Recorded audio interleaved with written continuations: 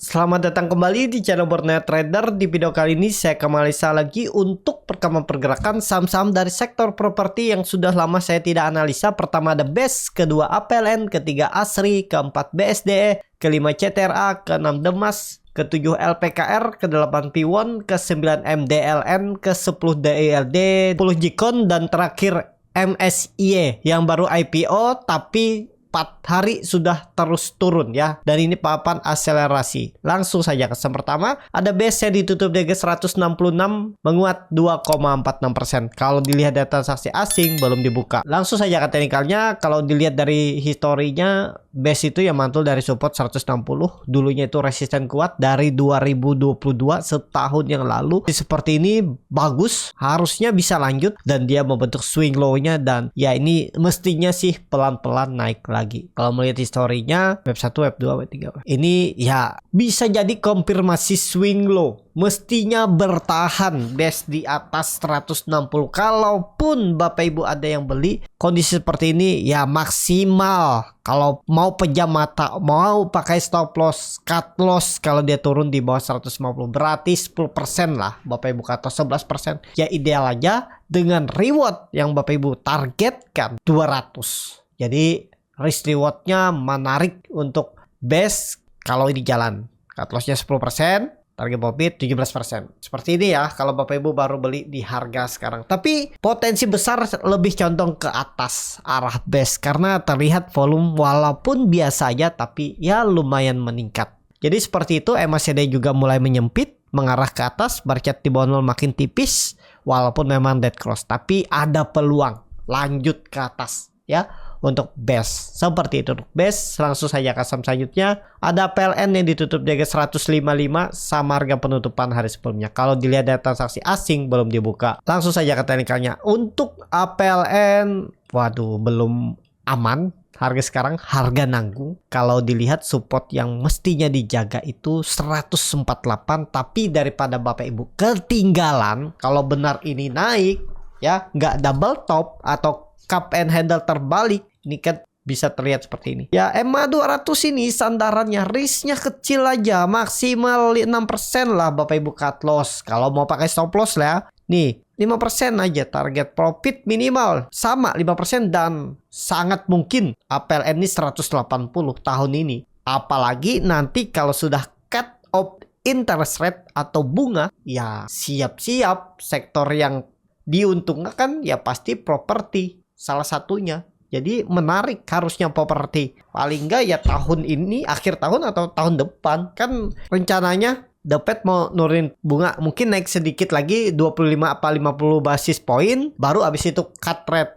Nah itu Indonesia juga akan seperti itu. Akan memotong bunga. Dan itu yang menjadi sentimen positif nanti saham-saham properti mungkin mendekati akhir tahun dan tahun depan ya. Jadi menarik nggak? Harusnya menarik APLN untuk tren jangka pendeknya di atas 149 seperti itu APLN. Langsung saja ke saham selanjutnya. Ada ASRI yang ditutup di 186 sama harga penutupan hari sebelumnya. Kalau dilihat data transaksi asing net buy. Kalau di broker smartnya ASRI ada distribusi. Langsung saja ke teknikalnya. Untuk ASRI kondisi seperti ini masih bagus juga, masih sama gambaran saya ya. Kalaupun misalnya ASRI gagal menembus 190, dia akan retest 180. Pakai aja sandaran 180 untuk tren jangka pendeknya. Tapi kalau Bapak Ibu mau lebih panjang waktunya dan sabar menunggu, 170 jagaannya, jangan turun dari itu ya. Tapi mestinya kalau mau bagus ASRI misalnya lanjutan turun Jumat atau minggu depan, potensi bisa mantul di 180. Jadi masih aman lah ASRI di atas 180. Dan juga ya masih aman untuk sektor properti di tahun ini dan tahun depan. Jadi seperti itu untuk ASRI. Langsung saja ke saham selanjutnya. Ada BSDE yang ditutup di 1160, terkoreksi 1,27%. Kalau dilihat data transaksi asing net sell. Kalau di broker semuanya BSDE ada distribusi. Langsung saja ke teknikalnya. BSDE masih aman menurut saya lah ya. Untuk tren jangka menengah 3 bulan 4 bulan ke depan juga masih oke harusnya. Dan ini mungkin jadi nanti pola pattern flag seperti ini. Harusnya juga dijaga 1150. Kalaupun false break gagal turun, ya maksimal masih sama. Psikologisnya mentok itu kalau ISG crash ya mungkin turun 2%, ya paling mentok 1000 dan siap-siap balik ke arah atas lagi. Target saya masih sama. BSD ini peluang besar 1300-1350 akhir tahun. Dengan harga sekarang tuh ya masih ada potensi upside yang cukup tinggi kan. Apalagi kalau dia turun lagi. Untuk tren jangka pendek, kalau Bapak Ibu mau main swing pendek kan ada tipe-tipe orang yang nggak mau nunggu lama, cuma nunggu cari 10% daripada nunggu belum pasti. Biasanya seperti itu. Ada yang mau cepet ya 1150, jangan jebol ini. Nih hari ini nih. Ya tren line downtrendnya ini jangan diturun masuk ke bawah situ. Kalau dia masuk ya gagal, turun dulu ke bawah. Tadi 1000 maksimal penurunan. Seperti itu untuk BSDE. Langsung saja ke saham selanjutnya. Ada CTRA yang ditutup di harga 1130, terkoreksi 0,44%. Kalau dilihat data transaksi asing net buy. Kalau di broker sebenarnya CTRA diakumulasi. Langsung saja ke teknikalnya. CTRA luar biasa nih, naik terus dan ya aman mestinya ya. Ini dia bergerak di uptrend channelnya, minornya dari semenjak Juli sebulan yang lalu, dan dia sudah mematahkan tren downtrendnya dari high-nya di Januari 2018, 5 tahun yang lalu. Trennya ke atas CTRA. Ya, kalaupun ada koreksi tangkap aja, apalagi nih ada double bottom, cuman naiknya dengan volume kecil. Tapi tetap ya, menurut saya peluang besar bisa ke area 1350 ini sampai targetnya akhir tahun ya. Tapi disclaimer, dan resisten kuatnya 2021, 2 tahun yang lalu 1200 tembus nanti gerak ya, tapi disclaimer untuk CTRA. Menarik nih untuk CTRA, kumpulin aja. Kalau Bapak Ibu nggak memakai stop loss juga nggak masalah kalau di CTRA, tapi disclaimer kondisi saat ini ya seperti itu. Untuk CTRA langsung saja ke saham selanjutnya. Ada Demas yang ditutup di harga 175 sama harga penutupan hari sebelumnya. Kalau dilihat data transaksi asing net sell, kalau di broker semuanya Demas diakumulasi. Langsung saja ke teknikalnya Demas, waduh naiknya tuh ya. Langsung saja ke teknikalnya Demas tembus 175, bagus. Cuma tembusnya dengan volume yang biasa aja. Dan lihat pola naiknya. Ya kurang bagus naik seperti ini nih. Tapi ya tunggu dia membentuk swing low. Ya mungkin kalau dia mau membentuk swing low-nya ya false break ya. Tapi nggak masalah lah. Ya tetap bagus nih. Demas sampai akhir tahun targetnya masih sama, terdekat 200 tuh ada potensi disentuh. Nggak harus akhir tahun, pokoknya ya dalam 1, 2 bulan, 3 bulan ke depan lah. Demas targetnya ya tetap 200 ditembusnya ya. Peluang besar Demas nih lagi akum untuk sepertinya ya naik. Karena sentimen properti itu akan bagus sampai akhir tahun dan mungkin awal tahun depan. Jadi seperti itu. Untuk Demas, langsung saja ke saham selanjutnya. Ada LPKR yang ditutup di harga 106 sama harga penutupan hari sebelumnya. Kalau dilihat data transaksi asing, net sell. Kalau di broker semuanya LPKR diakumulasi walaupun tipis. Langsung saja ke teknikalnya. Untuk LPKR kondisi seperti ini bagus juga ya. LPKR bahkan di grup Borneo Trader tuh udah beli dari 100 sampai 103, udah naik 3%, lumayan lah ya. Dan kondisi seperti ini menurut saya tetap arahnya ke atas ya. Ini ada sinyal memang pembalikan arah candlenya, konfirmasi pola bullish angle pink, dan ya peluang besar targetnya 120-125 yang nggak dalam waktu dekat juga. Tapi ya semoga aja tiba-tiba ditarik dengan volume besar ya, bisa dalam 2-3 candle. Mungkin aja terjadi untuk LPKR. Harga sekarang kalau mau beli ya supportnya itu 98-100. Hitung-hitung aja risk rewardnya. Seperti itu ke LPKR. Langsung saja ke saham selanjutnya. Ada P1 yang ditutup di harga 476, terkoreksi 0,41%. Kalau dilihat data transaksi asing net sell. Kalau di broker sebenarnya P1 didistribusi. Langsung saja ke teknikalnya. Untuk P1 tunggu balik ke atas 480 lah. Tapi kelihatannya ini konsolidasinya yang masih hot aja. Nih, sepertinya 6466. Ini dihapus saja. Saya itu 480 saya pakai, makanya saya stop loss dulu kemarin pas dia jebol, ya. Tapi kelihatannya seperti ini. Gambaran konsolidasinya untuk sekarang ya. Pas kebetulan juga ada EMA 200 jadi sandarnya di 466. Berarti jagaan P1 to 466. Kondisi sekarang. Tetap aja P1 ini nanti akan uptrend, segera juga tembus 500 nanti.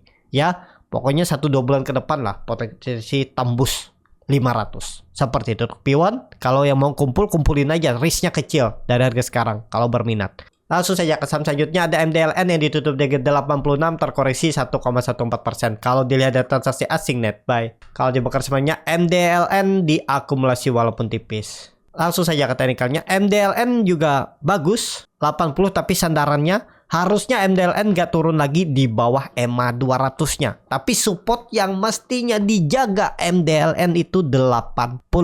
Jadi seperti itu untuk MDLN sama aja. Dan juga MDLN kan sektor properti, cuman dia lapis 3 gorengan, jadi pergerakannya bisa volatil nanti kalau memang rame untuk grup properti ditarik naik. Jadi seperti itu untuk MDLN. Langsung saja ke saham selanjutnya, ada DILT yang ditutup di harga 214 terkoreksi 0,92%. Kalau dilihat dari transaksi asing net buy. Kalau di broker semuanya DILT didistribusi. Langsung saja ke teknikalnya, DILT malah jebol ya. Kondisi seperti ini kalau saya ya melihatnya kecil kemungkinan kalau ke 190 paling ya turun dikit lagi lah dia 7%-an lagi. 200 harusnya dijaganya. 200 196 itu. Nah, itu aja ya pakai 196 area ini. Nah, area ini ya. Jadi nggak masalah. Paling dia membentuk swing low-nya nanti naik lagi DIT. Ya, salah satu sahamnya Pak Lo Keng Hong dan juga DIT belum naik banyak. Kalau misalnya Pak Lo Keng Hong itu beli dari 2020, nggak mungkin kan Pak Lo Keng Hong belinya di pucuk di 4450, 4500 ini. Kalau melihat mungkin nggak di 2009 kemarin Pak Lo Keng Hong beli. Kalau Pak Lo Keng Hong beli saham DIT ini ya mestinya di area 150-an ini aja. Analisanya seperti itu. Kalau dia bilang dia beli dari sebelum tahun 2020, berarti dia beli harga atas dan mungkin average down, berarti average-nya sekarang ya di sekitaran 200. Misalnya dia belinya di 300, 240. Kecuali dia bom dengan dana besar di 140-an yang mungkin tetap di 200 atau 180. Jadi sekarang tuh masih di average Pak Lo Keng Hong. Bisa seperti itu analisanya ya. Tapi ini disclaimer. Untuk DIT ya, kalau dia turun lagi harusnya 200 dijaga. Itu aja kunci DIT. Dan peluang besar sih ke atas juga ya. Belum naik banyak nih. Ya, baru koreksi. Mungkin Beggar kemarin anggap aja belinya di terendahnya 140, 110. Baru Beggar sekali dan koreksi. Ya, nggak masalah, masih bisa naik lagi harusnya. Ya, kecuali lama, kecuali memang lagi diakumulasi lagi, dibawa turun dalam lagi, konsol lagi mungkin di 150, 140. Bisa juga terjadi seperti itu. Jadi, sebagai trader yang time frame-nya pendek, ya jangan turun di bawah 190. Itu aja untuk DIT ya. Kalau Bapak Ibu sabar, ya silakan tunggu seperti Pak Lo Keng Hong. Kalau yang nggak sabaran, stop loss saja kalau dia jebol berapa tadi?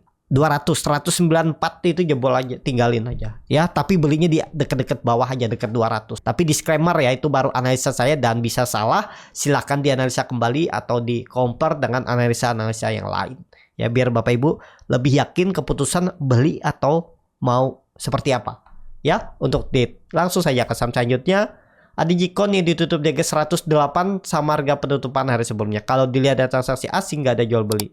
Kalau di broker sebenarnya Jikon ada sedikit akumulasi. Likuiditasnya tipis. Langsung saja ke teknikalnya. Jikon di atas 100 masih aman. Tapi ada double top atau cup and handle terbalik. Hati-hati. Pokoknya kalau mau spekulasi buy. Dan kalau menurut saya Jikon tetap akan mempertahankan 100 ya. Itu aja. Jikon di bawah 100 jelek. Ya, kalau mau beli ya deket-deket 100 saja. Ada peluang mantul Jikon dari 100. Tapi ini disclaimer. Langsung saja ke saham terakhir. Ada MSIA yang baru IPO 5 hari dan ARB 5 hari, berarti udah turun 50%-an ya. Di harga 60 sekarang. Kalau dia dibongkar semarinya ada distribusi. Tapi menurut saya ya ada peluang bangun lah, masa baru IPO langsung ARB langsung sender 50, keterlaluan kan. Walaupun memang kita tahu orang emiten IPO itu kan memang cari duit di bursa ya. Kita lihat aja lah. Kalau ada yang nyangkut di sini pasti ada. Apalagi yang ngejar IPO ya. Beli saat book building ya nyangkut pasti. Ini udah 50% kan, bingung. Yang belum punya ya tinggal lihat nanti kalau dia ada bangun beli, main-main pendek aja, profit 3%, 5% bungkus. Karena ini papan akselerasi ya, maksimal naik kan 10%, turunnya 10%. Tapi hati-hati ya, ini kalau nyender di 50 tuh sakit. resiko tinggi seperti itu untuk MSCI. Tapi menurut saya ya 2-3 hari ke depan tuh ada potensi bangun lah dia. Berapa kalau ke 50 tuh berapa persen lagi? 10%. 10%-nya 54. Ya 2 kali, berarti 2 kali dan nyender 50 ya. Kita lihat aja bangun nggak dia di hari Jumat. Siapa tahu Jumat ceria nih dikasih MSCI. Tapi disclaimer ya, ini saham high risk, resiko tinggi. Ya tergantung skill masing-masing dan keyakinan masing-masing aja kalau masuk saham seperti ini. Ya, seperti itu. Cukup sampai di sini video kali ini. Terima kasih untuk Bapak Ibu dan teman-teman yang sudah menonton video ini sampai selesai. Apabila channel Borneo Trader ini bermanfaat dan bisa menjadi bahan pertimbangan Bapak Ibu dalam membeli, menyimpan dan menjual sahamnya, bisa klik tombol subscribe dan nyalakan lonceng notifikasi. Ada kritik, saran ataupun pertanyaan bisa langsung tinggalkan di kolom komentar. Dan bagi Bapak Ibu dan teman-teman yang baru belajar trading, masih bingung memilih saham, bingung membuat trading plan, bisa join trading bersama Borneo Trader. Nanti dipilihkan saham-sahamnya dan dibuatkan trading plannya beserta chartnya dan juga free konsultasi portofolio. Kalau tertarik DM Instagram Borneo Trader. Sampai ketemu, tetap semangat dan semoga bisa terus cuan.